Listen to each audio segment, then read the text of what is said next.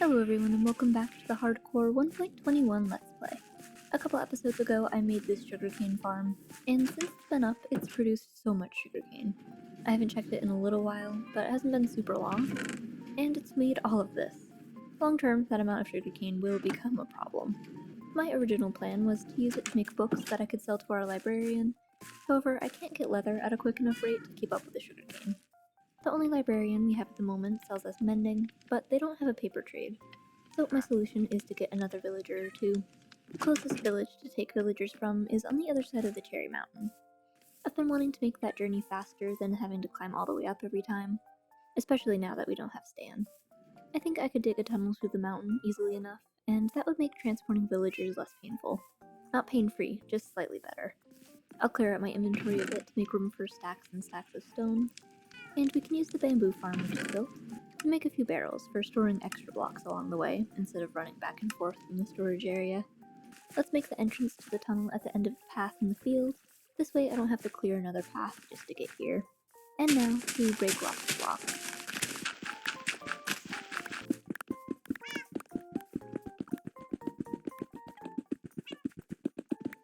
It looks like we've already broken into a cave. Or a couple of caves. And of course, it's the dripstone cave. These are especially spooky. The risk of getting impaled is much higher. Ah, and there's a creeper. Oh, I couldn't run away quick enough. Hopefully that's the only creeper in these caves, and we can light the rest of them up. Wow, I've been running around, and it feels like this whole mountain is hollow. But this will have to be a project/problem for another day. We've got a tunnel to dig.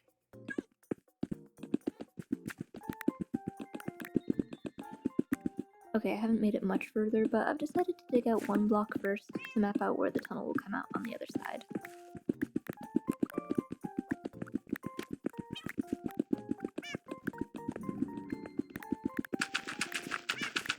Oh, we're in another cherry grove. Okay, so I may have overshot it a little, but we can dig down here until we meet up with the tunnel. We have reached the village, but we still need to widen it to be a 3x3 square. That way it'll be a little less claustrophobic.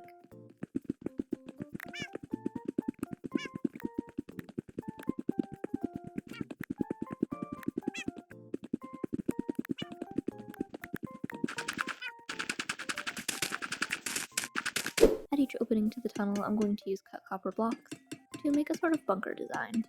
And now that copper trapdoors are in the game, we can use them for some windows. I'll let that age down a couple stages, but that's a good design, so I'll duplicate it over in the village.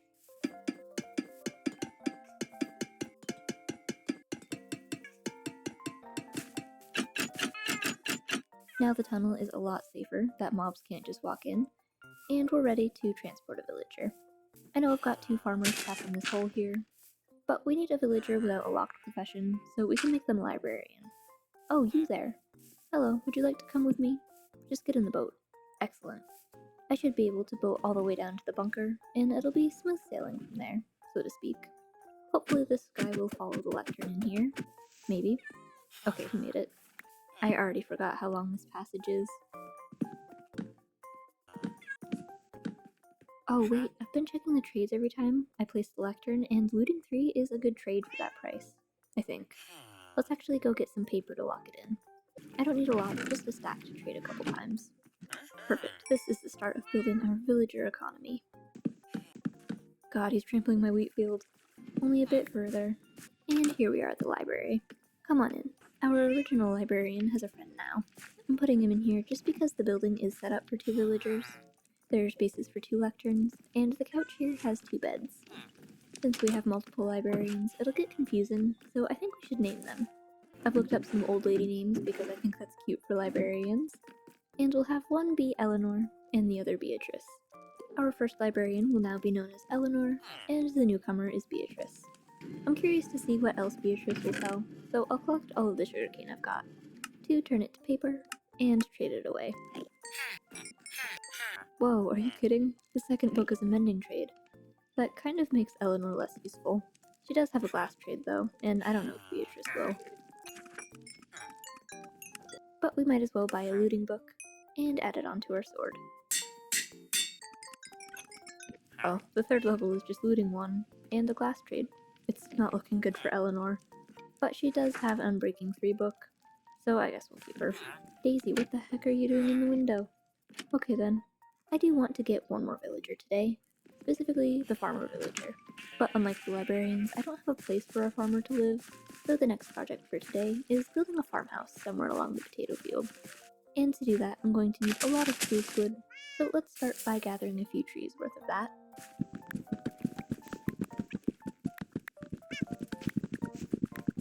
A lot of this is going to become fences, a smaller amount of slabs, some stairs, and 16 trapdoors. Let's see, I've got jungle wood in storage to make stairs, and fence gates. I'm using a lot of warm colors in this build, so I need a few acacia materials. Not only am I using the logs themselves, but I'm also going to include the bright orange planks in the farmhouse. Next, I need a stack of deep slate and tuff.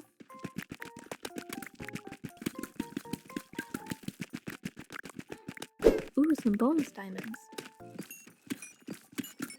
Whoa, there's like a trail of them. Holy crap, we got 27 diamonds. Because of the fortune, of course.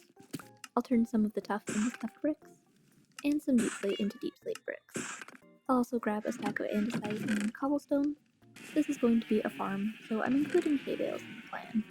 Copper grates are my new favorite window blocks, so I'll make a few of those, and some cut copper for the roof, waxed so that it stays orange. The last copper block I want to use is actually raw copper. I think that it would work well as a different texture, in with the other copper. The last item we need is tinted glass.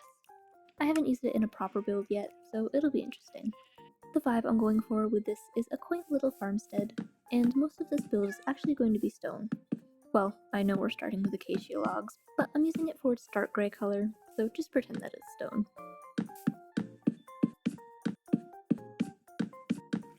On top of that is regular tuff, as it keeps with the same tone as acacia.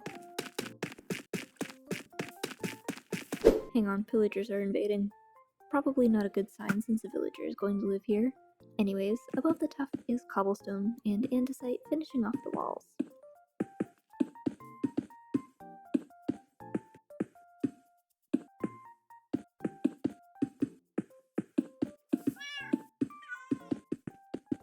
Now you can see how we've used the palette for the walls, with the acacia being the deepest shadow block.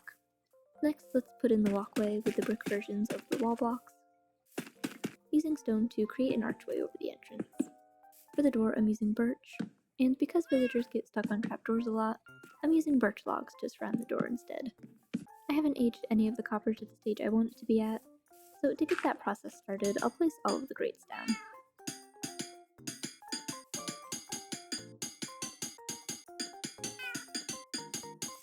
To patch the last hole in the foundation, let's put in the fireplace and chimney.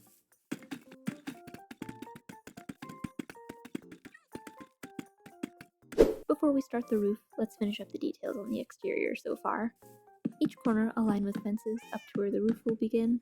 To support the windows, let's line the bottom with slabs, and stairs on the edge. And at this point, we can add on the roof. This is where a lot of the color comes in.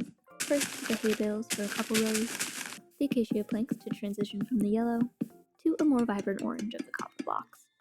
Finally, the jungle planks and the gradient. To top it off, I'm doing a trim of mud walls and jungle gates.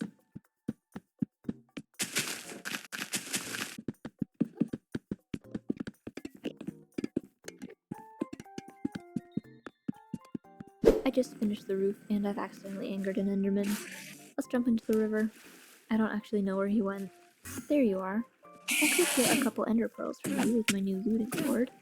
I hit him a couple times, but he's not coming back. I'm sure it's fine. I've got fire aspect, so he might have teleported and just burned somewhere. There's another enderman in the wheat field, but I think that's unrelated. The only thing left...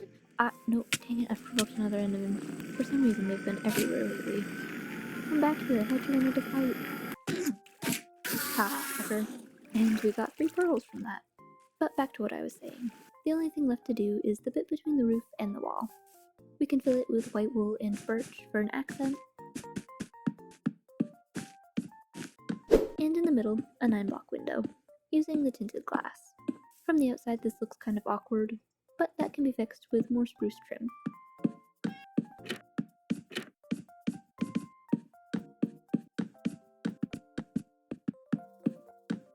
And this is our little farmhouse.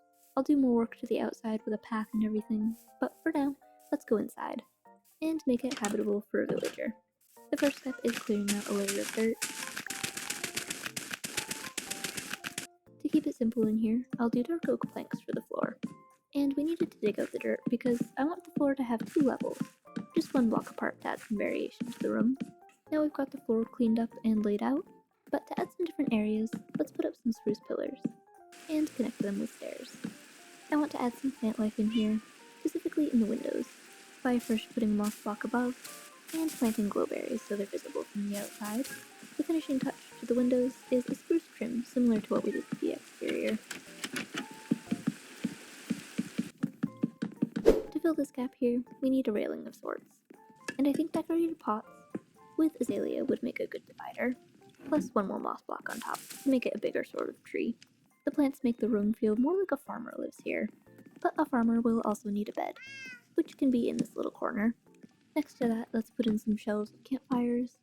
That'll extinguish, and we can put potatoes on them so it looks like it's storage. We could fit some more storage above this nook. The platform made by the spruce would make a good hayloft. Perfect, that's farm-like. On either side of this window, there's a block of space, and I kinda want to put 2 tall flowers here since we can't really fit them anywhere else. Some peonies will do, and bamboo trapdoors to hide the dirt block they're sitting on. We've got this weird indent that I need to cover up because it's where the roof meets the walls, and it doesn't look great. I'll do this with a combination of bookshelves and leaves, and that makes a huge difference to the walls. I made some carpets because there's still a lot of blank space, and we can fill it with some fancy looking carpets. Now all that's left before we get a farmer is the small details with candles and lots of plants.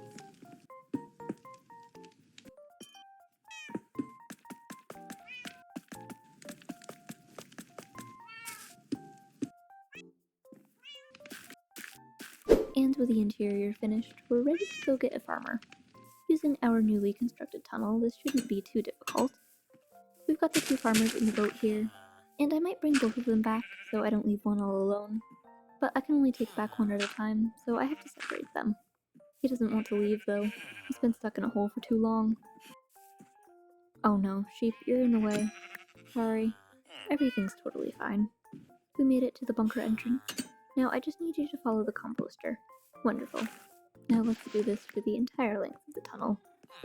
Okay, getting this dude to the house is going to be the hardest part. I'm hoping he doesn't get distracted by anything, or, well, do that. The cat figured it out before you. Come on, dude. Oh no, not the wheelbarrow. Let's go. Only a few more blocks until the doorway. And you're stuck in here. I'll go back to the village to get your friend and do this all over again.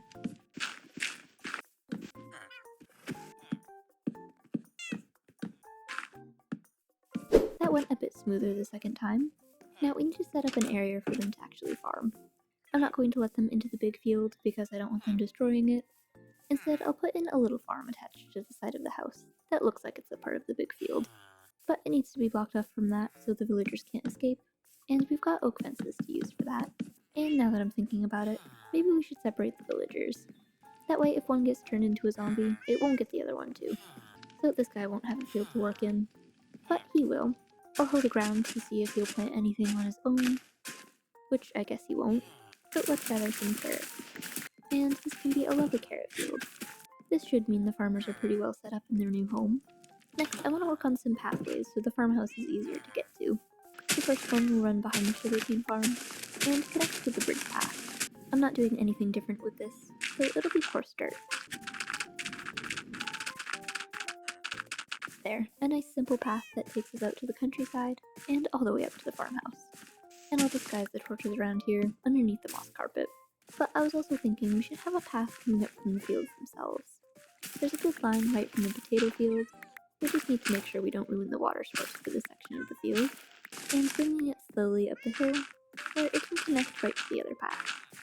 To decorate a little out here, let's make a small water trough with a lever as a spigot, maybe a few more hay bales, a couple berry bushes. Finally, I'll bone meal the area to bring some more overgrowth to the space. That's looking much better, and let's check on the villagers. I've brought a bunch of potatoes to trade with them. Hopefully the other villager has been taking care of the farm that I trusted him with. Wait, where is he?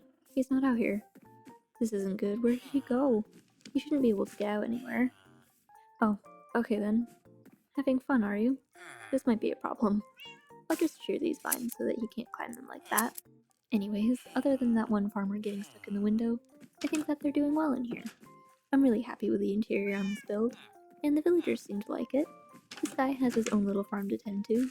There's only 2 beds in here, so it shouldn't turn into an accidental villager breeder, although we could set it up that way if we wanted to. So with that, the farmhouse is complete. It's super cute sitting by the fields. We can trade our extra crops with the farmers to build up our villager economy in this world. But that is all of the time that I've got for today. Thanks for watching, and I will see you in the next video.